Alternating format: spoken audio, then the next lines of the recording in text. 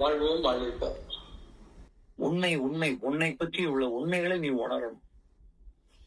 எப்ப உன் மனதுல பதிவே இல்லாம ஆகுதோ அப்பதான் பிறவி இல்லாம போகும். அப்ப யோசிச்சு பாருங்க. தவம் என்பது எது? தன் கர்மாவை தவம் செய்வார், தன் கர்மா என்ன பண்ணுவாரு? தவம் செய்வார், தன் கர்மம் செய்வார். இல்லையா? நம்ம கர்மம் எது? இன்னும் பிறக்காமல் இருப்பதற்கு உள்ள வழியை தேடுவோம். நம்ம என்ன பண்றோம்? அங்க சொத்தை வாங்கணும், இதை வாங்கணும், என் பிள்ளை அப்படி ஆகணும், என் பேரன் இப்படி ஆகணும், பேசி இப்படி ஆகணும். ஆசை ஆசை ஆசை என்னைக்கு முடியும்? அவங்க கர்மாக அவங்க பிறக்குறாங்க. உன் கர்மாக நீ பாப்பியா? ஊர் கர்மாவை தூக்கிட்டு இன்னும் எத்தனை ஜென்மாக அலைய போறீங்க? புத்தி இல்ல, பாடம் இல்ல. அந்த பாடத்துக்கு நம்ம காது கொடுக்கறது இல்ல, போறது இல்ல. அப்ப எப்படி வாழ்க்கையில விடிவு வரும்? சொல்லுங்க. இந்த பிறவி என்பது நீங்க இருக்கக்கூடிய கர்மாவை கழிப்பதற்காக வந்திருக்கோம். கர்மா சேர்க்கறதுக்கு இல்ல, கொண்டு வந்த குப்பையை கொட்டிட்டு போறதுக்கு. ஆனா இங்கேயே குப்பையில சேர்க்கிறோம். இப்ப யாரையாவது கூப்பிட்டு வச்சு உன் வாழ்க்கை இறங்க, என் பிள்ளை நல்லா இருக்கணும், என் பேத்தி நல்லா இருக்கணும், என் வீட்டுக்காரன் நல்லா இருக்கணும், எங்க பாட்டி நல்லா நீ சிந்தனையில ஊருக்காக வாழ, என்ன ஊருக்காக வாழ உன்னால முடியுமா? இப்ப நீங்க சொல்றதுனால உங்க பாட்டி சாவாம இருப்பாள, இல்ல செத்த பாட்டி எடுக்க முடியுமா? எதுக்கு அந்த முட்டாள்தனமான எண்ணங்கள்? அந்த ஆசை ஏன் மனதுல பதிக்கிறீங்க?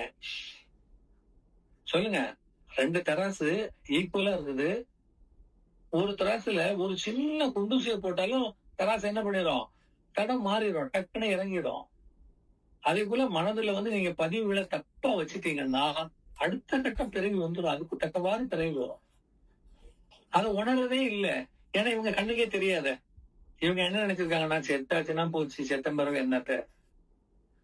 நல்ல யோசிங்க. இப்ப எல்லாருடைய எண்ணங்கள் எப்படி இருக்கு? நம்ம மண்ணுல செத்துட்டா எரிப்பான் அல்லது புதைப்பான். உடம்புதான் இங்க கிடக்குது. அப்புறம் என்ன ஆக போகுது? செத்த பிறகு நமக்கு தெரியவே செய்யுது, வழியா தெரியுது. யாருக்கு தெரியும்?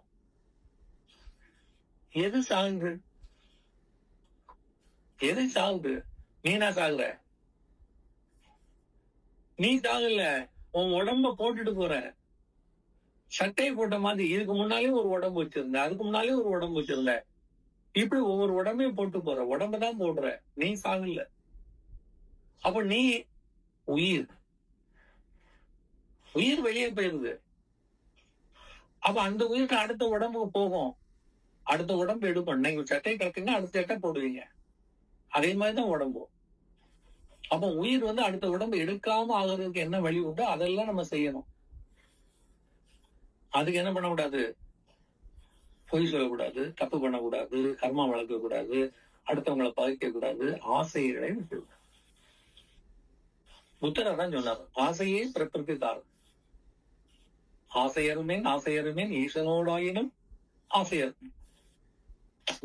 ஆசைன்னா நம்மளை விட்டு மற்றவர்கள் வைக்கிறது ஆசை.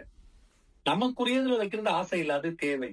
இப்ப நல்ல சாப்பாடு சாப்பிடணும், இது ஆசை இல்ல, இது தேவை. உங்க மனசு அது கேக்குது, உங்க உடம்பு அது கேக்குது. வாங்கி கொடுக்கலாம், திங்கலாம், தப்பில்ல. ஆசைப்படுவது என்பது அவன் ஒரு வீடு வச்சிருக்கான், அவன் 2 மாடி போட்டிருக்கான், நான் 4 மாடி கட்டணும். அவன் அதை பண்ணிட்டான், இதை பண்ணிட்டான், நான் இதை பண்ணணும். இதுதான் ஆசை. அப்ப நீங்க அப்படியே பகுத்து பாருங்க.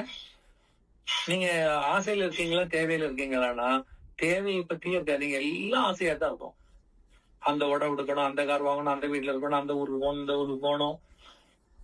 இது எல்லாம் ஆசைதான். இது இல்லாமலும் நீ வாழலாம். எது இல்லாமலும் ஒரு நாள் வாழ முடியுமோ அதுதான் தேவை.